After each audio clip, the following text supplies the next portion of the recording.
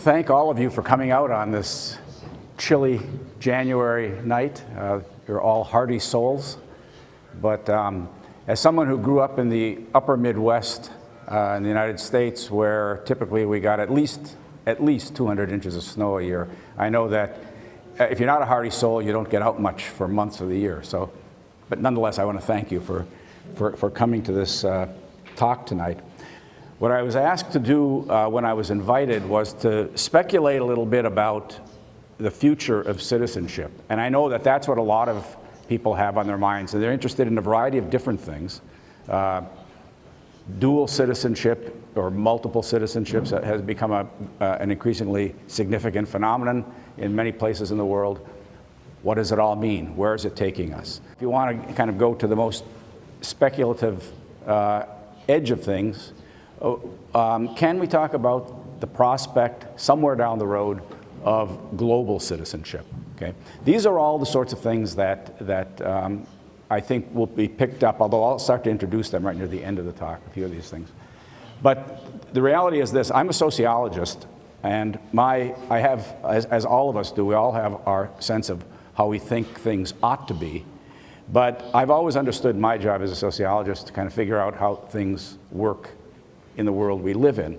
And so what I want to do is I want to talk a bit about what I consider to be the most important issues and trends that have been shaping historically citizenship, and some of the things that may play a significant role in terms of where we're headed. And what I want to what you'll see is, I think when I get done, speculation about the future becomes, I'm not going to make things easier for us, it'll be harder, because what you're going to see is it's a really particularly complex phenomenon, citizenship. It's more complex than we oftentimes think it is. Now, I'm from the United States, and my area of expertise is the United States, North America. You know, if I'm an American, we think we know Canada too. And I know something about Western Europe as well. So my reference will largely be to those two parts of the globe. But again, a lot of this stuff, not everything, but a lot of it can be extrapolated to other places. Citizenship as we know it today has its roots with the dawn of the, not simply the modern nation state, but with the democratic revolutions of the 18th century. Citizenship began to be seen as a status that made ordinary people different than they had been before. Prior to that time, ordinary people were the subjects of the ruler of the state.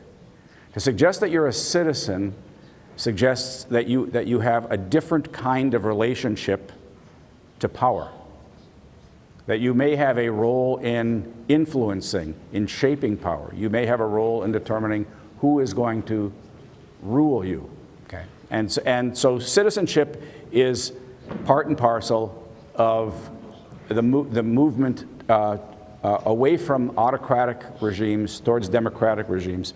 It's a movement that has been, as we all know, a very, very bumpy ride wherever and whenever, and there's no place in the world where one could argue convincingly, it seems to me, that we've achieved a democracy that we should be totally and thoroughly comfortable with. In other words, every nation that is democratic has democratic deficits that need to be reckoned with. Okay. Now, envisioning the future of citizenship, its prospects and its perils, requires appreciating the weight of history and the most salient present issues that impinge on citizenship. To this end, I'm going to propose the following trends that I think people who have spent a considerable amount of time looking at citizenship in recent years have focused on. Now, one of the things you ought to know is that for reasons that are totally unclear to me, my discipline, sociology, but also even stranger, I think, political science, has for much of the 20th century simply ignore citizenship. Citizenship was not something that seemed to preoccupy anybody. But by the latter part of the past century, the 20th century, all of a sudden citizenship was, at the very least, it became a very trendy topic. So much so that you can find many, many, many articles and books that have citizenship in the title, where if you read the piece, you'll think, what exactly is the citizenship part here? So citizenship is now something that people want to latch onto as a subject of attention. The net result is that there's a huge body of literature out there, if you're trying to just kind of make sense of what people are thinking, and you have to sort out the wheat from the chaff. Some of it is really marvelous, wonderful stuff. That's the only stuff I'll mention tonight. And some of it it's a waste of time. I wrote a book a few years ago with a German colleague of mine named Thomas Feist on citizenship, and we poured through a lot of this literature. And some of this stuff that we read, never want to read again. You never want to inflict it on anybody else. But we learned a lot, and we learned a lot about the way people were framing the major concerns. And what we concluded was that there are 4 major trends that people point to in the literature. We're kind of trying to find categories for this literature. And I would argue that the trends are inclusion. These are just words at the moment. I'll be explaining what they are. But inclusion, erosion, withdrawal, and expansion. And when I get to expansion at the end, you'll see some of this stuff about dual citizenship and so on finds its way in. Now, we need to understand one of the things that makes citizenship complex is that to be a citizen means more than one thing. It means, I think, 4 things. Okay. First of all, it means you have a status in terms of the law. You have a status in terms of a nation state. Okay, so it has something to do with your relationship to a nation. People are citizens or they're not citizens. They're citizens or they're aliens. And this is one of the important things, and especially when we think about global citizenship. This was certainly the case in Athens, and it certainly is the case in the world of nation states, that to be a citizen means that somebody else is not a citizen. It's a boundary defining concept. Okay, so that's the first thing. Related to this, citizenship is about membership, or more significantly about, I think the better word is belonging. There's some sense that you have an identification with, and other people are prepared to perceive you as attached to a collectivity. And so when you think about feelings of national solidarity, you think about nationalism, you think about patriotism, when you think of simply feeling like you're part of a community, this is an element of citizenship. Citizenship is also about rights. And in fact, as you'll see when I talk in a few minutes about T.H. Marshall, one of the great thinkers of citizenship, this is really all he was interested in. He was interested in, the other dimensions of citizenship were irrelevant to him. The fundamental issue, he thought, in the middle of the 20th century was rights. And the final issue is obligations or duties. What does it mean, if you're a citizen, what does it mean you're expected to do as a citizen? Okay. So, with those understanding of the elements or the component parts, let's look at these trends, beginning with inclusion. And I list these in a certain order. I mean, you'll see that things get muddled. But at some level, some of the issues for some of these trends get framed earlier than other issues. So let's look at inclusion. One of the things that we know about who was permitted to be a citizen, depending on the nation, is that clearly not everybody was. Okay? In the case of the United States, we excluded a whole lot of people from citizenship when we became what we thought of, or what we think of ourselves as, the first new nation, the first democratic nation. But we excluded people of color. Okay? We excluded slaves. And we excluded women. So if you put simply those two categories together, and there were other categories of exclusion, but if you put them together, that meant a majority of people were excluded. In many places, you excluded people based on whether or not they owned property. So with the democratic revolutions, there was also built into the fabric of those new democratic societies a suspicion that not everybody in that society was fit to be part of a democratic polity. It was maybe all right to have them there as laborers or for whatever reason, but they should not be participants in this new democratic political system. And so much of for example, the 19th century and into the 20th century was devoted to categories of people who had been excluded, fighting for the right to be included into the ranks of citizens. And we know something about the struggle, clearly the struggle for black rights and for Native American rights has been part of this. And one could add other people of color. So for example, because our earliest anti-immigration laws were directed very specifically, first at the Chinese, and then more generally at Asians, Asian people were denied the right to vote until the 20th century. Okay. So this was this long struggle. In every country, women had to fight, and the fight began in the United States. It began as early as the middle of the 19th century, but women didn't get the right to vote until 1920. Which, as it turns out, puts the United States sort of in the middle of the pack. The first country in the world to grant women the right to vote was New Zealand. And the first country in Europe to grant, maybe some of you know, do you know what it was? Switzerland. No, closer to home, no, but close. Finland. Yeah, Finns, 1906. So a whole cluster of nations, it began, and apropos of the idea of international or global influences, what you start to see is that there's a period of time from the 20s on when more and more nations are granting women the right to vote. France, which you remember, the French Revolution suggests that France was going to be one of the, in the forefront here. France did not grant women the right to vote until the 1940s. And that was because you had a perverse kind of right and left coalition.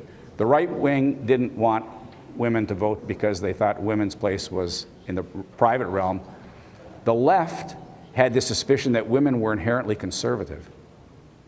And so they didn't want them to get the right to vote. But the point is, those were struggles that took a long time, and what you see is inclusion. I could have pointed out that working class inclusion had happened much earlier. So where are we today? Is this then a kind of case closed? Are we done with this? Or are there issues of inclusion and exclusion that are relevant in the world that we live in? I would suggest that where we really need to pay attention today is with immigration.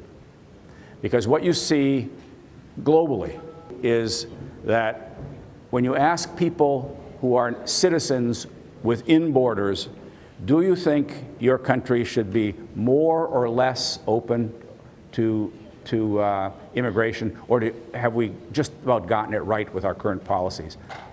Everywhere, except one country, everywhere, people contend there's too much immigration. Not too little, too much immigration. Even when you have countries that have zero population growth and need workers and so on, there's too much immigration. The only exception is Canada. And even there, things have begun to shift a bit. Okay. We'll talk about this a bit, because when we get to the issue of expansion and dual citizenship, this all comes into play. Now, one of the things that has been a highly contested issue in the last 15 or 20 years in any number of countries is the issue of multiculturalism. Multiculturalism is, roundly condemned. When you have political figures like Angela Merkel and Nicolas Sarkozy and David Cameron all agreeing that multicultural, and all saying in public at different times, that multiculturalism is an unmitigated disaster, you understand that this is an idea that troubles people. Many, many people argue that multiculturalism is a phenomenon that helps to divide societies, to split societies. It prevents people from being really included, really incorporated into the body politic and into the general fabric of the society. But the question is that the case? Is that the case? I would argue that it's not. And in fact, the evidence, if you understand multiculturalism for what it is, recently, you know, with the killings of the journalists, the cartoonists in Paris, there were headlines in any number of countries that blamed the tragedy there on multiculturalism, which is really quite amazing given the fact that France is one of the countries that has been most resistant to multiculturalism. You know, there's a fundamental opposition to multiculturalism because France argues that to be a citizen of the nation means that you give up all sorts of particularistic identities. Being a citizen means you transcend all that. You abandon it. You assimilate into becoming a Frenchman or woman by giving up all of your former identities. Multiculturalism argues just the opposite, that we live in a world that is increasingly diverse, and in particular, I mean, it's diverse in a lot of ways, but in particular, it's diverse in terms of racial identities and religious identities. And race doesn't just disappear. And people oftentimes take religion very seriously, and they're either not going to abandon religion and become secular, as some people would wish, nor are they going to convert to the one true religion, whatever that one true religion people think is. And so how do you learn to live with diversity and yet achieve some kind of unity, some sense of coherence? Well, one way of doing that is via citizenship. Citizenship can transcend the particularities without eliminating them. That's the claim, I should say. I'm not going to make the whole argument. That's another talk for another time. And if you want some small indication of this, the country that is generally recognized as the most explicitly and successfully multicultural country is Canada. And as it turns out, those new Canadians coming to Canada from different places who are encouraged to preserve their Hindu identity, their Sikh identity, or what have you, they also become Canadians at an extraordinarily high rate. In fact, Canada has the highest rate of naturalization of any country in the world. This moves to the second point I want to talk about, or the second trend, and that's what I'm calling, or Thomas Feist and I are calling, erosion. I mentioned the name T.H. Marshall. T.H. Marshall was a British political scientist in the middle of the 20th century. And he's primarily known for one little book that's about 75 pages long. And in that book, as I say, he's concerned about one thing and one thing only, and that's the rights of citizenship. What he argues is there's been kind of an evolution of rights attached to citizenship. The rights attached to citizenship have expanded over time. And he traces this from the 18th to the 19th to the 20th century. And what he says is that in the 18th century in Britain, the first fundamental right of citizens was what he called civil or civic rights. And by that he meant the right to free speech, the right to believe what you wanted to believe in terms of politics, religion, and so on, the right to free expression, and so on. These are the fundamental rights that become sort of the bedrock of any democratic society. But then he argues that they're not enough. The next set of rights that emerge are what he calls political rights. And these are the rights of citizens to participate actively in the political process, to vote, obviously, to petition government, to protest, legally protest, to run for elective office, and so on and so forth, okay? This is a package of rights that he argues in Britain took off in the 19th century.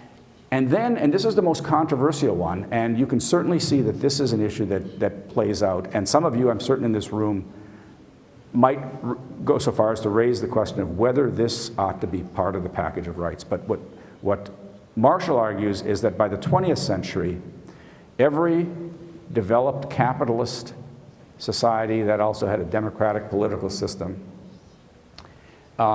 created some semblance of a welfare state. And he was writing this right at the time, the post-World War II era, when the fundamentals of the British welfare state really were being set in place. The National Health Service was being created, public education was being expanded dramatically through the red brick universities and so on. And what he argues is that, and also the Depression plays a role in many places, certainly it did in the United States, but the idea that people need some kind of what we call a social safety net, that they need to have protections when they're old and can no longer work, pensions, that they need to have protections when they're injured on the job, or when the jobs leave them and they haven't been able to find another career, so unemployment compensation. So that whole package of, and universal public education, by the way. All of these things were part and parcel of what Marshall calls social rights. And he argues that the fundamental thing about social rights is this.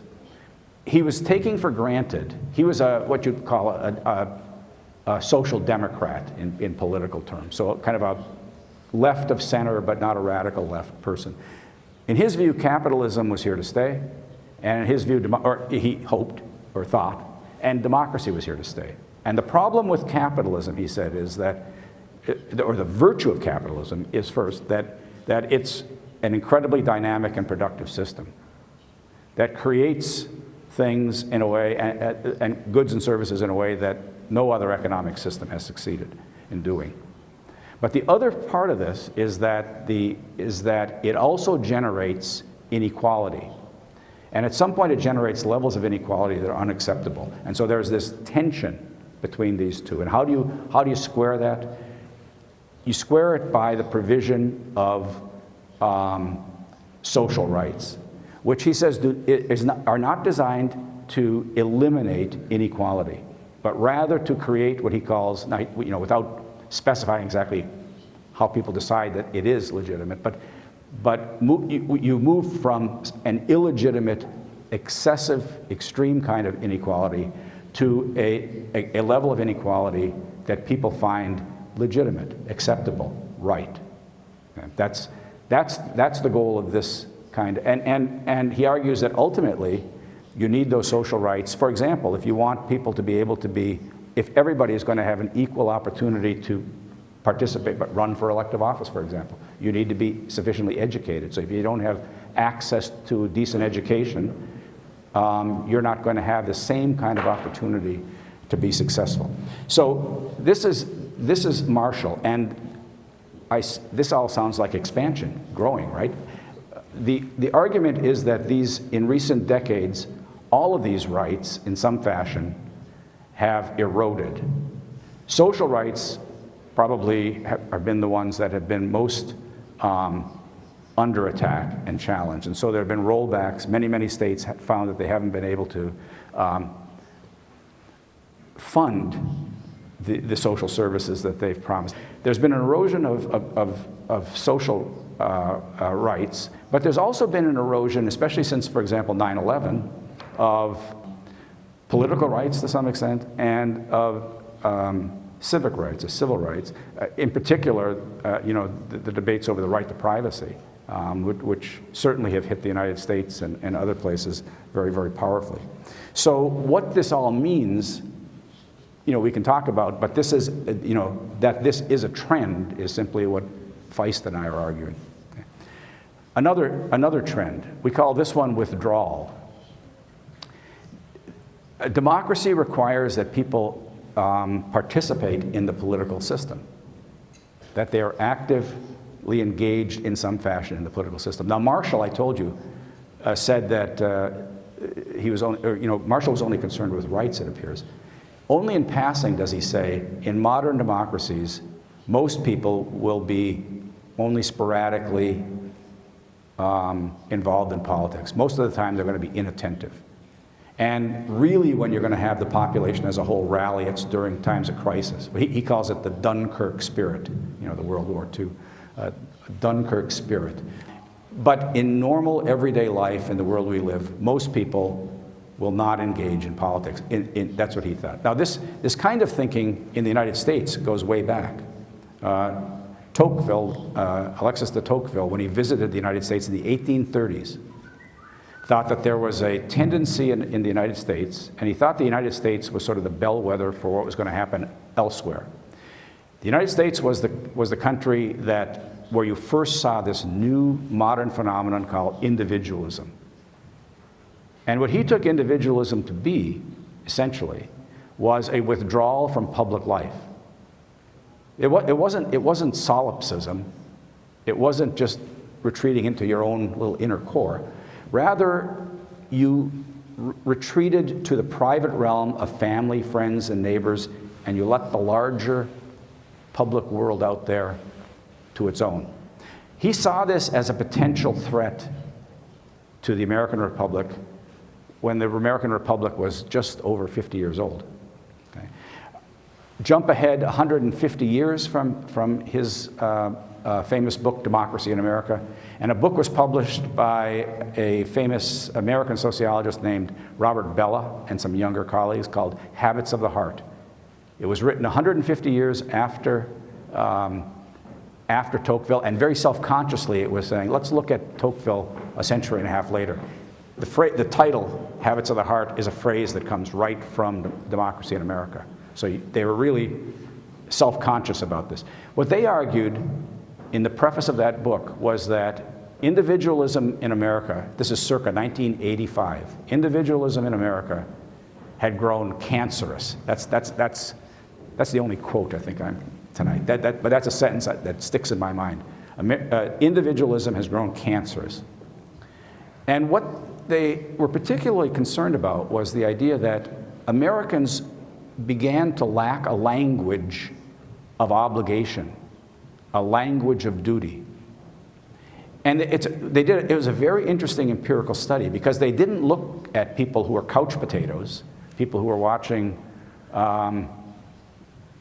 wrestling on television or something like that. What they looked at were people who are actually involved in their communities, people who volunteer at a soup kitchen for homeless people, people who do good things, people who look like they're civic-minded. So you think, well, if they're doing good things, what's to worry? What made them concerned was when they would go to these people and say, why are you doing this? Why do you go to the soup kitchen twice a week? The people there sometimes aren't very nice.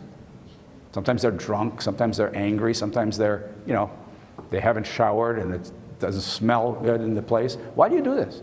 And the typical answer they got was not that I have some kind of moral, like a religious duty or I have an obligation as a citizen. Rather, the typical thing that Americans in 1985 said was, it makes me feel good.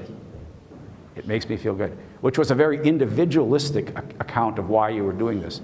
To which they raised the question, not to these people, but they raised the question in the book, what if it doesn't make them feel good anymore? Then do they stop? Because if you feel you have a moral obligation, either based on religion or based on some sense of civic duty, you do it whether you like to or not. It's an obligation, not it makes me feel good and that's why I'm doing it. So they were concerned that we were losing a language of community. Okay. Jump ahead a few years later, the year 2000, and a political scientist at Harvard named Robert Putnam published a book called Bowling Alone. And what he was looking at was not the language or the discourse, but he was actually looking at whether or not people joined anymore.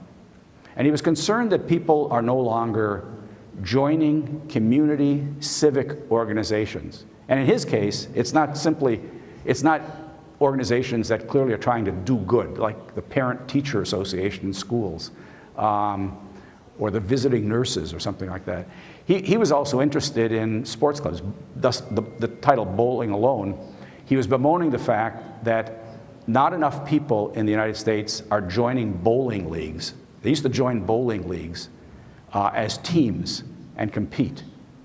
He learned this by a guy who was on the board of trustees at Harvard, who owned the largest string of bowling alleys in the United States. And the guy was bemoaning this very fact. You know, more people are coming into my bowling alleys and bowling, he said, than ever before. But they're not teams. Putnam is not interested in the economics of this. He was interested in the civic lesson to be taken from this. Putnam thinks that these organizations are training grounds for good citizenship. Because you learn how to deal with other people, people who you otherwise don't necessarily run into or encounter in your everyday life, and you understand them as part of the society that you are a part of. And you learn how to live with them and work cooperatively with them. Okay? So the concern here is that we are losing the ability to have a vibrant, what in the language of social science these days, a vibrant public sphere or civil society. The civil society is getting constricted because people are not prepared to invest the time and the energy required of it. Okay. All right, that's the third one. Let's look at the last one. This is the one that's going to take us into our conversation. Despite all of these challenges, in fact, there are some very interesting things happening with citizenship. Perhaps the one that certainly today when I've been talking to people, this keeps coming up as something that people are really interested in. Don't know necessarily exactly what to make of it, but you're interested in it. And that is dual or multiple citizenship. Okay. What we know is this: there are more dual citizens in the world today than there ever have been. How many are there? We don't know. But we know there are a lot more. Okay? One of the reasons we don't know is because it's very hard sometimes for nation states to know if any one of their citizens has citizenship status in another country. They don't necessarily reveal it. Okay? And you have a very complicated picture when it comes to laws. Some countries permit dual citizenship, some don't. The history of this is that beginning in the 19th century, there was a real concerted effort made. The United States started this, as a matter of fact. There was a real concerted effort made to say that people could have one and only one citizenship. That was the goal, one and only one citizenship. By 1930, the Hague Convention, the international community, in effect, ratified this idea. The argument in the Hague Convention was that to the extent possible, people should have one and only one citizenship, and there should be no stateless people, so there shouldn't be people without states. Okay? So you shouldn't have stateless people, but you shouldn't have people with multiple citizenships. Now, the people who signed that convention understood that you couldn't eliminate dual citizenship entirely. Every country has citizenship laws, and citizenship laws are inevitably and invariably complex, sometimes mutually contradictory. You always need lawyers to help sort out issues related to citizenship. But the point is, you can have that kind of dual citizenship, no problem. And there are plenty of people who have that.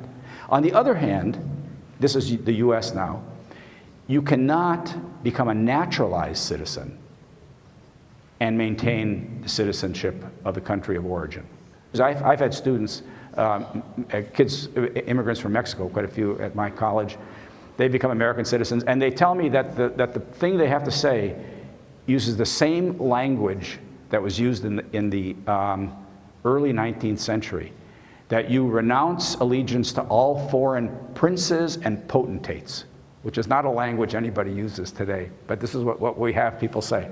So the United States is opposed to dual citizenship, unlike our neighbors to the north, Canada, who have dual citizenship laws. They're okay with it. One of the biggest changes here, and you might want to think about this when we move into discussion, one of the biggest changes is this. Countries that were sending countries, and of course the world gets more complex because, like for example, India is one of the biggest sending countries. It's also one of the biggest receiving countries of immigrants. But sending countries in the past late in the 19th and early 20th centuries, they treated their immigrants, their immigrant population, as traitors, as useless people. They said, especially cultural and political and religious elites said horrible things about these people. Good riddance to them, sort of the idea. Today, these nations, they're usually different nations, they understand that these people can be an asset. If they are still feeling sympathetic and good about the country that they left, usually for economic reasons, they are likely to send money home. Remittances, which become a very, very important source of income in a lot of countries. And they can serve as a political lobby. Okay, so they find advantages. So increasingly, sending countries, big sending countries, Mexico, India, for example, have instituted in the last 10 or 15 years dual citizenship laws. Now, there is an issue of, there's a book that came out last year called The Scramble for Citizens. There are countries that are really trying to attract certain categories of people. Sometimes because of their human capital, you know, their skills, their skill levels and so on. But sometimes because they think these are the people that fit into this society culturally versus other people. So for example, the country of Argentina, for many years, until past the middle of the 20th century, they were determined to bring in immigrants from two countries and two countries only, Spain and Italy. Spain because they saw the Spanish connection, Italy because close enough. Okay. Another thing that's happening and you can reflect on the potential for something like this to happen in this region of the world. I sometimes speculate on what might happen in North America, where I'm from. But there's an interesting experiment that's been going on for some time in Europe, the European Union. And it's an interesting experiment because what you have is what my colleague Thomas Feist has called nested citizenship. To be, if you're a member of one of the 27 EU states, you are a member of a particular country. Those countries haven't lost sovereignty, although some people think they have, but they haven't. So you're a member, you're a French citizen, you're a British citizen, and so on. You're also a citizen of the EU. That national identity is nested in this rather unique political experiment. So the question is this is the thing worth thinking about. Is this a unique entity? Is it a unique thing? Or could something similar happen in other places? The EU, remember, started simply as an economic community. And then it evolved into a political entity as well. We have something in North America called NAFTA, the North American Free Trade Agreement. Could that morph into something down the road that somehow provided a kind of North American citizenship in which Mexican, American, or US, I should say, and Canadian are nested? That's a question. Okay. And this then leads us to the following big question, and here's where, as a sociologist, I'm oftentimes reminded of what a famous sociologist once said. This is the issue of global citizenship. Can we speculate about an emerging global citizenship? My view is that it's so far down the road you can't see. The point I want to make very simply is this. People are talking about global citizenship. There is something called an international human rights regime, which is out there. It has some kind of meaning and significance. Exactly what? Hard to know sometimes. But are the building blocks for something that transcends the nation state at a global level really arising? If so, where is it going to take us? Prediction is difficult, and you really start moving into. You go from is to ought, what you think ought to be the case. But that's what I think ought to be the appropriate forum for our discussion. What I will conclude with is simply this. I'll conclude by saying that it's my view that democracy does require, contra Marshall, an active and informed citizenship. Now, whether that means you try to find venues for participatory democracy or just an educated citizenry in a representative democracy, leave that for debate. But democracy can't thrive, I don't think, without active and informed citizens. who are committed to the idea of self-rule. Okay? And so I think whatever can be done to strengthen that aspect of citizenship is important. I think that rights need to be shored up, they need to be protected, and I think that citizens need to have a better understanding of what it means to be a citizen, what the obligations are to citizenship. Okay? And finally, I'm enthusiastic about, although I think there are limits in terms of where we're going to go, at least in the foreseeable future, in terms of thinking beyond the nation state. We shouldn't necessarily think that the nation state is the be-all and the end-all. So where that will take us is for all of us to start talking about as global citizens. Thank you very much.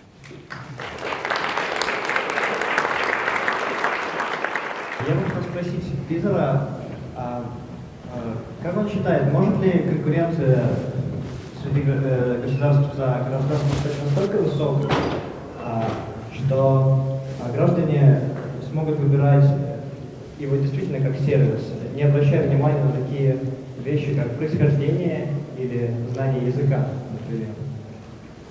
Что вы думаете об этом? Actually, I mean, there's competition for citizens in some instances, but in terms of sort of conscious selection on the part of states, that's what you're getting at, right? It's kind of a mixed bag. You know, clearly there are countries that need certain types of workers. And you suggested things like lower taxes and so on. But there are cultural factors that oftentimes intrude that become sort of the determining factor in terms of a migrant deciding where to stay. I'll give you an example. Finland is confronting a shortage of nurses. And if there's one country in the world that produces a lot of nurses, it's the Philippines. And the Philippines, the country knows this, and most of them go to the United States. And one of the things that they've been doing for years and years is they use an American nursing curriculum, so that these young nurses, upon graduation, are essentially ready to be credentialed in the United States. They don't have to go through some long retraining process. So what do the Finns do? Of course, you know something about the Finnish language. It's a very difficult language to learn. So the Finns gave a very attractive package, very attractive financial packages. You know, so they were paying them better salaries, but they understood that these nurses were ready to go. They had the expertise, the qualifications. You could unleash them in a hospital, except that they didn't speak Finnish. And so they paid them this handsome salary, with the first year being designed simply to immerse themselves in a very strenuous and rigorous Finnish language program. I read some interviews with some of these nurses, and exactly why they would do that when they could get a job where I live near Chicago, you know, tomorrow, without having to learn another language. And some of the people said, well, I have a sister who lives here. I've got, you know, they had family reasons. There were things that were not simply economic reasons at play. They had family, somebody had a boyfriend or something that had a presence there. But meanwhile, those who didn't have that kind of tie, it was sort of clear that whether they stayed or not was really up in the air. And in fact, maybe even more than up in the air, it was really in doubt. So the point I'm trying to make is that there are cultural things at play and social tie kinds of things, these emotional sorts of things, that probably are as important, if not more important in many instances, than the nitty-gritty economics of it. Yeah. My name is Alina. Well, think about something that could transcend nation states. I specifically like the idea of kind of virtual states, which would be countries without land. The point is that these people would be like foreigners for the state which is on these lands where they live. They organize all kinds of institutions among themselves. What would the institutions look like? The thing that I immediately thought about was this, and this gets at the issue of transcending the nation state in any way, shape, or form. The reality is this. The nation state at the moment is the only institutional framework for enforcing rights. You know, so for example, one of the problems with what we these days call the human rights regime is that we have lots of, ever since the Universal Declaration of Human Rights in 1948, we have these very powerful statements, but we don't have the institutional apparatus to enforce it in the way that nation states do. Maybe it's me, maybe it's my limited imagination. I'm still trying to get my head around bitcoins, and sort of understand that. So I'm having, I guess, a difficult time figuring out how exactly. I mean, what I would say this is, you said that in the nation state where they reside, they would see them. You used the word strangers. They'd be strangers. They'd be aliens. It tends to work against people to be a stranger or an alien in a nation state. It's better to be a citizen. All you have to do is talk to the 11 million, or talk to a couple. You don't have to talk to all of them. A couple of the 11 million undocumented or illegal immigrants in the United States at the moment. If they had political voice, genuine political voice, we would have solved the immigration problem, and we would have solved it to their advantage. We would have found a way, we would have found a pathway to citizenship for them. So it seems to me you'd be putting yourself in this virtual space in a very risky place. And this is true that maybe if those people, like foreigners, they could pay taxes to the state where they live or work, thus creating some kind of competition for among those nation states. That is, one of the things that when people ask about the obligations of citizenship,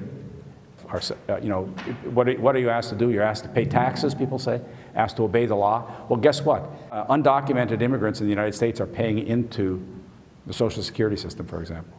Okay? They'll never benefit from it. But there is this expectation that you're going to obey the laws and do those things. But it's not necessarily the case that because you say, okay, I'll pay taxes, then that somehow you reap rewards from it. 20 years ago, there was a lot of conversation about, maybe citizenship isn't all that it's cracked up to be. In many places in Western Europe, you got, especially the package of social rights, pretty readily, at least a lot of them, not political rights, but social rights. And so, who cares if you weren't a citizen? You can have a pension, you can have those things. And so there was a lot of talk about what were called denizens, not citizens, but denizens, people who reside in a country permanently, not as citizens, they don't bother with, so citizenship, not that it becomes passé, but it becomes less consequential in terms of shaping people's lives. I think that particular argument has become, in the last 2 decades, less and less persuasive. My name is Lev, and my question is, even though the Facebook population is one of the biggest ones, Twitter population is very big, much bigger than even huge countries, and even though this, the population of global citizens is relatively a few population. And therefore we could suggest to make a hypothesis that there are some borders to promote global citizens. And how do you think, what is the role of states in these boundaries, in these borders? And what is the main problem? A lot of borders and things that could make global citizens a big population. Or the problem is the lack of private initiatives among the global citizens itself, and maybe some other kinds of private initiatives like companies, like investments, maybe some activities, and how do you foresee in the next future? Well, you began by mentioning Facebook, which I'm not on, but it raised a really important issue here, and that is that we actually have the technological means to create a far more informed citizenry and a far more engaged citizenry. And there's a lot of stuff that happens in online forums, right? And so that's a positive thing. One of the things that we know from research about the way people use media and technology is that you end up in a bubble or a sphere with like-minded people, right? And so then you become this, you mutually reinforce your thinking, and you create this little universe, and then there are these counter-universes of people with different views, but they don't engage each other. There's no genuine dialogue, which is essential. So we have, at some level, the tools to make democratic engagement, dialogue, possible, right? But we haven't figured out exactly, what we've done is created artificial boundaries that get in the way of that. But the other thing is this, and there's a phenomenon called, or something called yik-yak. Have you heard of that? It's apparently like Twitter, only it's anonymous, totally anonymous. And so what it has done is it's brought out the absolute worst. So on many, many colleges and universities across the country, including where I teach, there was ugly racist stuff that was put out, ugly homophobic stuff, really, really disgusting things. And it turns out the liberal, free-thinking administration of my school shut it down. They imposed censorship on it. It was apparently, from the people who I know who were examining what was being said on this, it was truly disgusting stuff. So, one of the things you need in a democratic polity is a certain level of civility. You do need people to be able to be blunt and argue, and it should be rough and tumble in many ways, but it should also be about trying to generate dialogue where you can actually hear the other person, be persuaded by the more persuasive argument, change your mind on occasion, and so on. Those are all the goals of democratic discussion, okay? And we're not using the technologies that we have today to good effect in this regard.